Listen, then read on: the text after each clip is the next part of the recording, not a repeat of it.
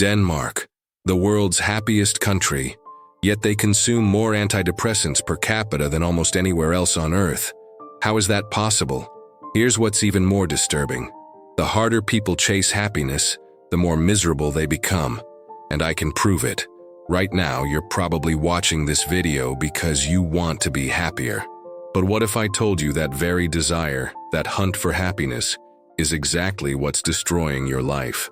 Viktor Frankl, a Holocaust survivor who lost everything, discovered something that will shatter everything you believe about happiness.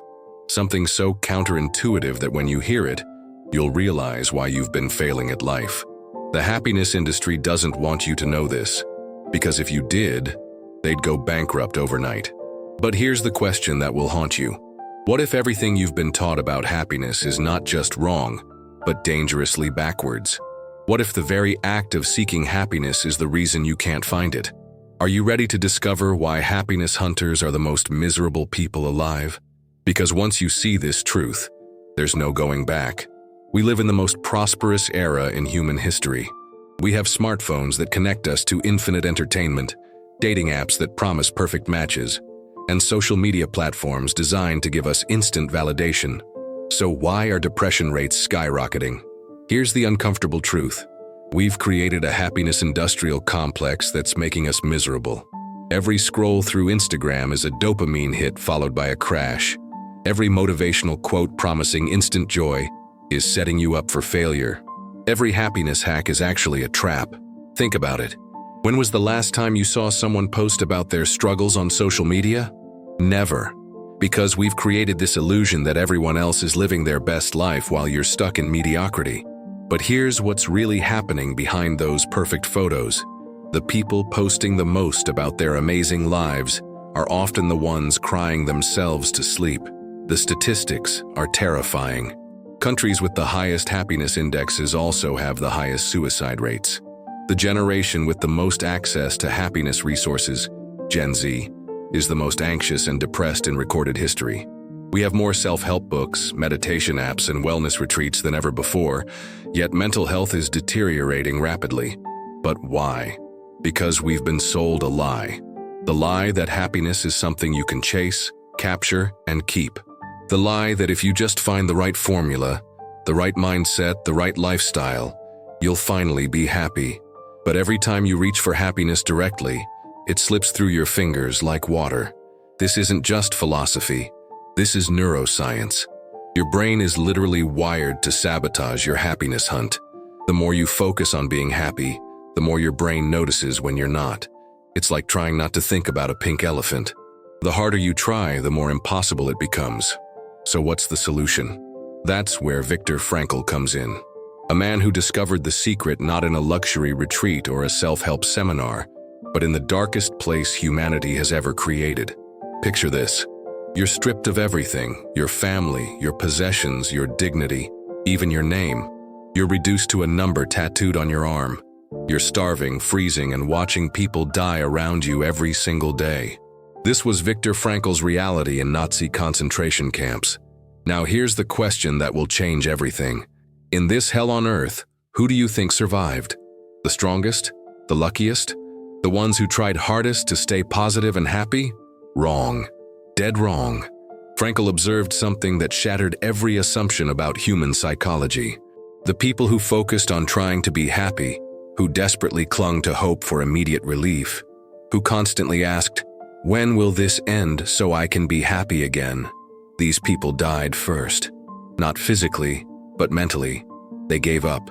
But there was another group, a smaller group that not only survived but maintained their humanity in the most inhumane conditions. What was their secret? They weren't chasing happiness.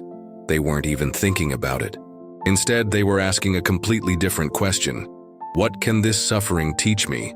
How can I use this experience to help others? What meaning can I create from this nightmare?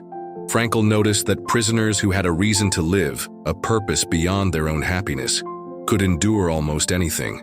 A doctor who wanted to finish his research, a father who needed to reunite with his children, a writer who had a story to tell. These people found meaning in their suffering, and that meaning became their strength. Here's where it gets profound. Frankl realized that happiness was never the goal. It was always a byproduct. The prisoners who survived weren't happy in the camps, but they had something more powerful than happiness. They had purpose.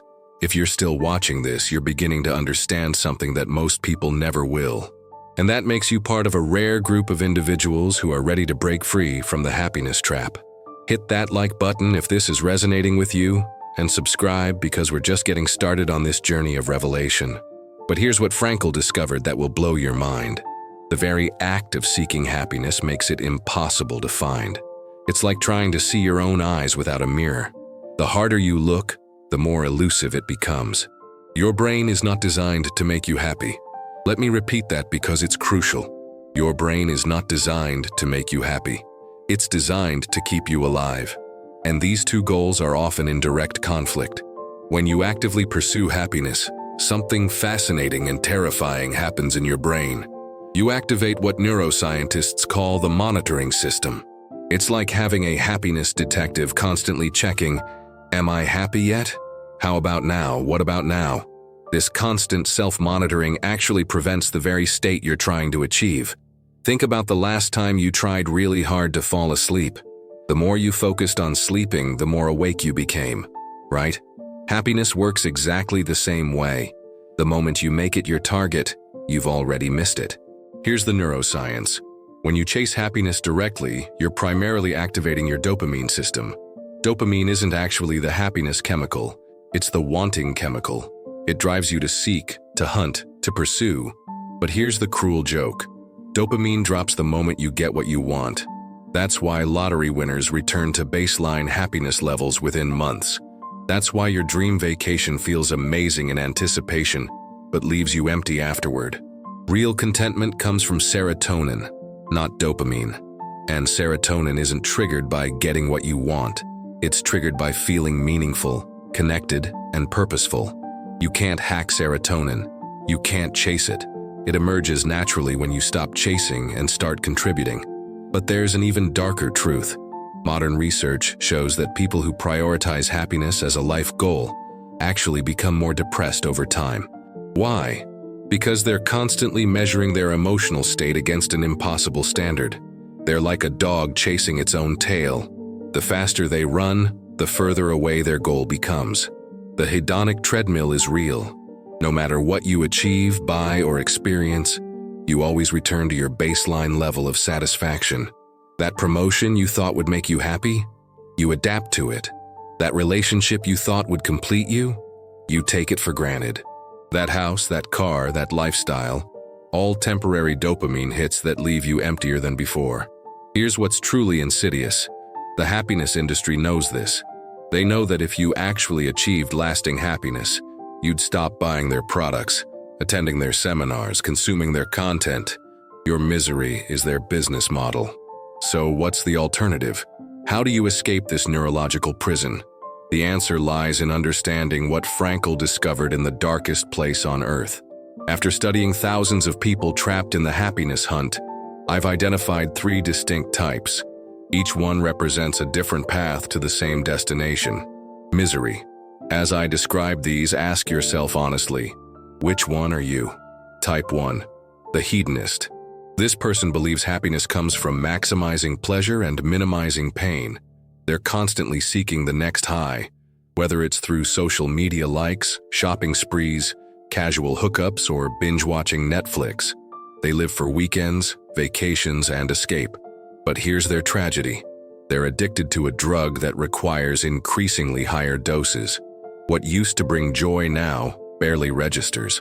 They need more stimulation, more novelty, more intensity just to feel normal. Eventually, they become numb to everything. Think about celebrities who have everything but end up in rehab or worse. They're the ultimate hedonists, and they're some of the most miserable people alive. Type 2. The optimizer. These are the self-help junkies, the life hackers, the people who treat happiness like a problem to be solved. They have morning routines, meditation apps, gratitude journals, and productivity systems. They've read every happiness book, attended every seminar, tried every technique, but they've turned joy into a job. They're so busy optimizing their happiness that they never actually experience it. They're like someone who spends so much time studying the map that they never take the journey. The cruel irony? The harder they work at being happy, the more stressed and dissatisfied they become. They've made happiness into another item on their to-do list. Type 3. The comparator. This person's happiness depends entirely on how they measure against others. They're constantly checking social media, comparing salaries, relationships, achievements, and lifestyles. Their mood fluctuates based on other people's success or failure. When a friend gets promoted, they feel inadequate. When someone else struggles, they feel temporarily better about themselves. But this is psychological quicksand. There will always be someone richer, more attractive, more successful, or happier than you. The comparator is trapped in a game they can never win because the goalposts keep moving. Here's what's terrifying. Most people are a combination of all three types. You might be optimizing your hedonistic pursuits while comparing yourself to others. You might be a hedonist who occasionally tries to optimize, but always ends up comparing your results to someone else's highlight reel. But here's the question that will haunt you. What if all three approaches are not just wrong, but actively harmful? What if the very act of hunting happiness through any of these methods is what's keeping you trapped in misery? The answer lies in what Viktor Frankl discovered when he stopped hunting altogether and found something infinitely more powerful. Here's where everything changes, where the darkness lifts and the real solution emerges. If you've made it this far, you're already ahead of 95% of people who are still trapped in the happiness hunt. You're ready for the truth that will set you free. Frankl's revelation was simple but revolutionary. Happiness cannot be pursued. It can only ensue. It's not a destination you arrive at, but a byproduct of living meaningfully. Think of it like your shadow. The moment you turn around to chase it, it disappears. But when you walk toward the light, your shadow follows naturally. So how do you find meaning instead of chasing happiness? Frankl identified 3 sources, and they're available to you right now, regardless of your circumstances.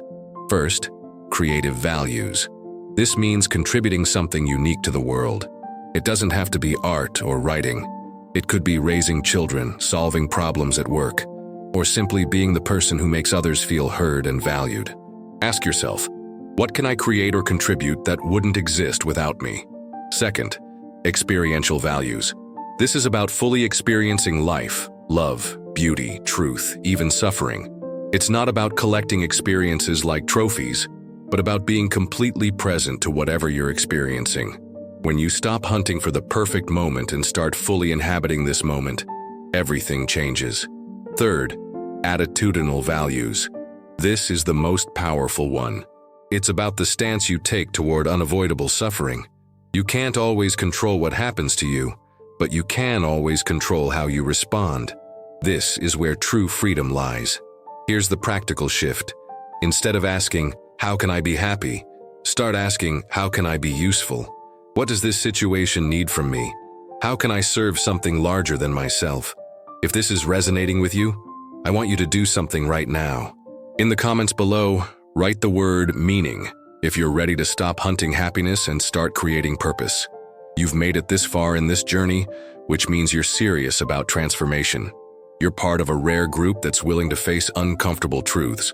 Stay with me until the end, because what comes next will give you the exact roadmap to implement this in your daily life. The beautiful paradox is this. The moment you stop chasing happiness and start pursuing meaning, happiness begins to follow you like a faithful companion. This is it. The moment everything changes. You now possess knowledge that most people will never understand. You've seen through the greatest lie of our time, that happiness can be hunted, captured, and kept. You know the truth that Viktor Frankl discovered in humanity's darkest hour. Meaning is the path. Happiness is the destination that finds you. But knowledge without action is just entertainment. So here's your liberation challenge, and I'm deadly serious about this. For the next 30 days, completely stop pursuing happiness. Stop asking, will this make me happy? Stop checking your emotional temperature. Stop optimizing for joy.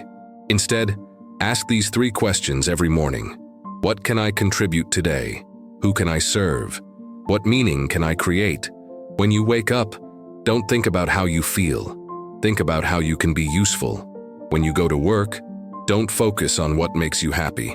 Focus on what value you can add. When you interact with others, don't ask what they can do for you. Ask what you can do for them. Here's what will happen, and this is backed by decades of research. Within weeks, you'll notice something extraordinary. You'll stop feeling empty. You'll stop constantly monitoring your mood. You'll stop comparing yourself to others because you'll be too busy creating something meaningful. The anxiety that comes from chasing happiness will disappear because you'll be focused outward instead of inward. The depression that comes from never feeling enough will lift because you'll be contributing instead of consuming. The restlessness that comes from always seeking the next thing will calm because you'll be fully present to your purpose. But here's the most beautiful part. Happiness will start showing up uninvited, not as a desperate high you're chasing, but as a quiet satisfaction that comes from a life well lived. It will arrive as a byproduct of meaning, exactly as Frankl predicted. Your legacy isn't how happy you were. Your legacy is how much meaning you created, how many lives you touched, how much you contributed to something larger than yourself. When you're on your deathbed, you won't remember the moments you felt happy. You'll remember the moments you felt useful, connected, and purposeful. The happiness hunters will keep running in circles, chasing shadows, consuming content about joy while remaining miserable. But you're free. You've escaped the trap. You've found the secret that changes everything. Stop hunting, start living. Your meaningful life begins now.